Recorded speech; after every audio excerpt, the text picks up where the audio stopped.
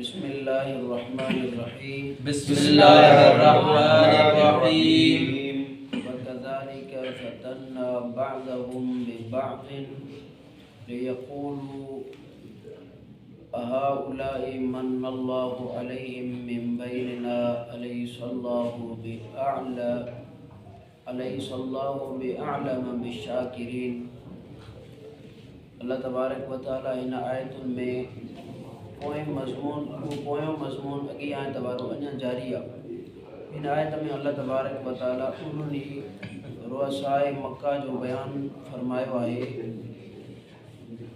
उन्हनि नबी पाक सल्लल्लाहु अलैहि वसल्लम जन खे जेका इल्तिजा कई हुई उन्हनि जो ही तज़किरो हले थो। अल्लाह तबारक व तआला फरमाए थो वकज़ालिक इन ही तरह फ़तन्ना बअदहुम बिबअदिन असां आज़मायोसीं माण्हुनि कुझु माण्हुनि खे आज़माइश में विधोसीं कुझु माण्हुनि जे ज़रिए माना कुझु अहिड़ा माण्हू जेके उहे हज़रत बिलाल हज़रत सुहैब हज़रत अम्मार हज़रत ख़ब्बाब रज़ी अल्लाहु अन्हुम उन्हनि जे ज़रिए उन्हनि खे असां ईमान जी दौलत सां ईमान जी नेमत सां उन्हनि खे मालामाल फरमायोसीं। ऐं जॾहिं उहे मोमिन थिया त उन्हनि जे मोमिन थियण खां बाद में नबी साईं जन जॾहिं उन्हनि ते इहो अलाह साईं जो इनाम ॿुधाइनि पिया त हिननि ते अलाह साईं जी नज़र करम आहे, हिननि ते अलाह साईं जी ख़ासि रहमत आहे, हिननि खे ईमान नसीब थी वियो आहे, हे अलाह जा ख़ासि बाना आहिनि। त सहाबा इकराम जी जॾहिं ख़ासियत खे ॿुधायो वियो त पोइ तंज़िया अंदाज़ में सहाबा खे हिकारत वारी नज़र सां उहे चवनि पिया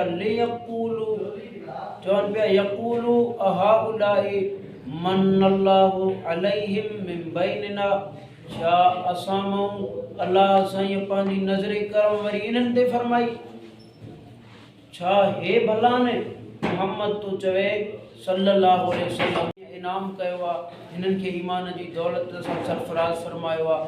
छा हे भला आहिनि ऐं असां हेॾा सारा सरदार ऐं मिल्कियत असां वटि हुस्न असां वटि पैसो असां वटि जाइदाद असां वटि प्रॉपर्टियूं असां वटि तिजारत असांजी अर्शे हे बाना हे ग़ुलाम हे फ़क़ीर हे नौकर असांजा इहे वरी असां खां वधीक इन्हनि खे अलाह चूंडियो आहे। मन्नल्लाहु अलैहिम मिन बैनिना असां मूं चूंड वरी अलाह साईं जी चूंड इहा आहे असां मूं चूंडे वरी इन्हनि खे कई तंज़िया अंदाज़ में ईअं पिया चवनि सहाबा जे बारे में। केरु पिया चवनि ईअं काफ़िर त हिननि खे माना अल्लाह तबारक व तआला इन आयत में इहो बि ॿुधायो मुफ़स्सिरीन किराम लिखियो आहे त हमेशह मालदार माण्हू हमेशह मालदार काफ़िर ऐं मोमिननि खे ऐं हो वरी चवनि पिया जेकॾहिं ईमान नेमत हुजे हा ईमान भलाई हुजे हा त माना जेकॾहिं भलाई असां में आहे हो चवनि पिया भलाई जेका आहे उहा असां में आहे हिननि में न आहे। हिननि में भलाई हुजे हा त पोइ फ़क़ीर छो हुजनि हा, पोइ असांजा ग़ुलाम छो हुजनि हा, पोइ इहे मतिलबु नौकर छो हुजनि हा। ऐं हो सम्झनि पिया जेका इहा फ़क़ीरी आहे इहा फ़क़ीरी जेका आहे इहा ऐब आहे। हालांकि अल्लाह तबारक व तआला उन फ़क़ीरीअ खे ऐब न बणायो आहे। फ़क़ीरी जेका आहे भली फ़क़ीरी हुजे पर उन में अलाह साईं जी यादाइश आहे त इहा हिकिड़ी वॾी गनीमत आहे। ऐं इन मां इहो बि मालूम थियो त अक्सर हुकुमुल कुल हा त हुकुम जेको आहे अक्सर ते लॻंदो आहे त अक्सर जेके पैसे वारा माण्हू हूंदा आहिनि उहे ग़रीबनि खे हिकारत जी नज़र सां ॾिसंदा आहिनि। ऐं वरी अक्सरियत खे ॾिठो वञे त इस्लाम जी ख़िदमत अल्लाह तबारक व तआला ग़रीबनि खां वरिती आहे, पैसे वारनि खां घटि वरिती आहे, दौलत वारनि खां घटि वरिती आहे ऐं ग़रीबनि खां अलाह साईं घणी ख़िदमत वरिती आहे। ऐं पैसे वारा अक्सर दीन खे ठुकराए छॾींदा आहिनि, दीन जो कमु न कंदा आहिनि, उन्हनि जो पैसो जेको आहे उन्हनि खे दीन खां परे करे छॾींदो आहे। अलाह साईं खां हमेशह तव्हां असांखे इहा दुआ घुरणु घुरिजे त अलाह असांखे उहा दौलत ॾे जेका दीन में असांखे अञा मज़बूत करे।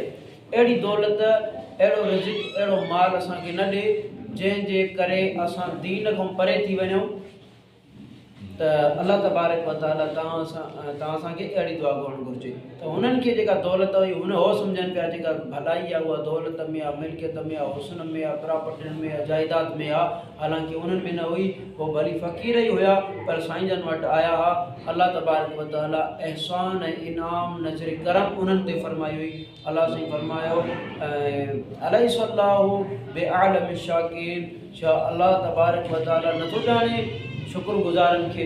माना हे जेके हुया भली फ़क़ीर त हुया, भली मिसकीन त हुया, भली मोहताज त हुया, पर अल्लाह साईं जे नेमतुनि जो शुक्र इन्हनि कॾहिं बि न विसारियो। हमेशह अल्लाह तबारक व ताला जे नेमतुनि जो शुक्र कंदा हुआ।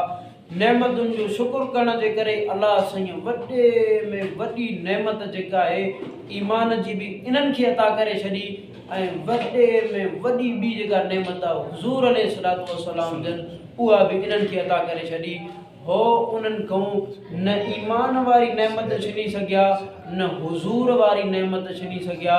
भली कोई सहाबा किराम खां ईमान वारी नेमत उन दौर में छीनण जी उन्हनि कोशिशि कई हुई पर उहे छीनी न सघिया। हुज़ूर अलैहिस्सलाम खे छीनण जी कोशिशि कई पर छीनी न सघिया। ॾिसो अॼु बि हुज़ूर पंहिंजे गुंबद खिज़रा में कंहिंसां आराम फरमाए, पंहिंजे यारनि सां। आहे का दुनिया जी ताक़त जेका इन्हनि खे जुदा करे ॾेखारे? काई ताक़त थी सघे थी? अकुल वारनि जे लाइ, हक़ वारनि जे लाइ इहो हिकिड़ो ई मिसाल काफ़ी आहे। दुनिया में जंहिंजी जंहिंसां मोहबत हूंदी आहे उहो उन्हनि सां हूंदो आहे, ऐं उहो उन्हनि सां अहिड़ा खोड़ मिसाल आहिनि जेके गॾु घुमंदा फिरंदा हुआ, गॾु उहे मरिया या वरी गॾु न बि मरिया त उहे तदफ़ीन उन्हनि जी हिकु जॻह ते थियल आहे। जेके जंहिंजी पाण में मोहबत हूंदी तक़रीबन उन्हनि जी तदफ़ीन अक्सर असां त इहे ॾिठनि, असांजा उलमा किराम सन जेके उन्हनि जा रुफ़क़ा जेके घणी मोहबत कंदा उहे उन्हनि सां गॾु शहीद थिया, अॼु उन्हनि सां गॾु आराम फरमाए।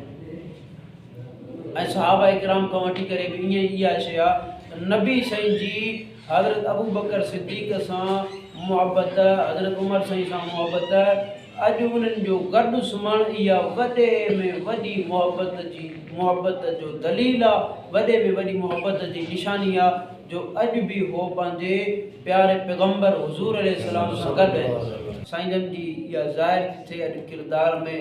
अॼु बि नबी पाक सल्लल्लाहु अलैहि वसल्लम जन सां हज़रत अबू बकर सिद्दीक़ ऐं ज़िंदगीअ में 43 साल नबी साईं सां गॾु रहिया, एतिरो अर्सो कोई बि न रहियो। वरी 1400 साल गुंबज़ में अॼु थी विया आहिनि, क़यामत अलाए कॾहिं अचे, ओतिरो टाइम बि गॾु, वरी उथंदा बि गॾु। साईं जन फरमायो अंत साहिबी फिल गार व साहिबी अलल हौज़, तूं मुंहिंजे गार जो बि दोस्त आहीं ऐं तूं मुंहिंजो हौज़ कौसर ते बि मुंहिंजो दोस्त हूंदे। ऐं ॾिसो माना साईं जन इहो ॿुधायो त तूं मुंहिंजो दुनिया जो बि दोस्त आहे, आख़िरत जो बि दोस्त आहे। सुभान अल्लाह।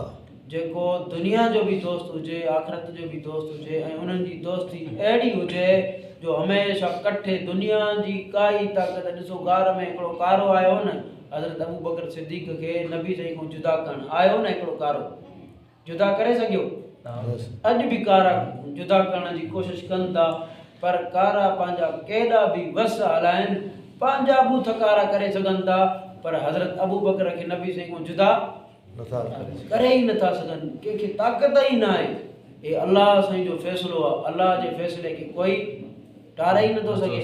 अल्लाह तबारक व तआला उन्हनि खे प्यारनि खे गॾु प्यारनि सां सुम्हारियो आहे। उन्हनि प्यारनि जी हिन आयत में ॻाल्हि आहे। अल्लाह तबारक व तआला फरमाए त वकज़ालिक फतन्ना बअदहुम बिबअदिन, वकज़ालिक इन ई तरह फतन्ना आज़माइश में विधोसीं, बाज़हुम आज़माइश में विधोसीं असां, बाज़हुम बाज़ माण्हुनि खे, बाज़ जे ज़रिए जी मां तव्हांखे ॿुधायमि जीअं गुरबा सहाबिन ईमान आंदो त उन्हनि सरदारनि चयो, रुअसाए मक्का चयो त हिननि खे अलाह सां ईमान नसीब कयो आहे। छा इहा अलाह जी चूंड ई आहे?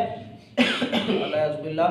उन्हनि तंज़िया अंदाज़ में चयो ऐं वरी चवनि छा पिया, लियक़ूलू अहाउलाए मन्नल्लाहु अलैहिम मिन बैनिना, अलाह साईं असां चूंडियो इन्हनि खे आहे, हे फ़क़ीर हे अल्लाह जी चूंड है, हे अल्लाह जो इंतखाब आहे त पोइ इहो इंतखाब त चङो न आहे।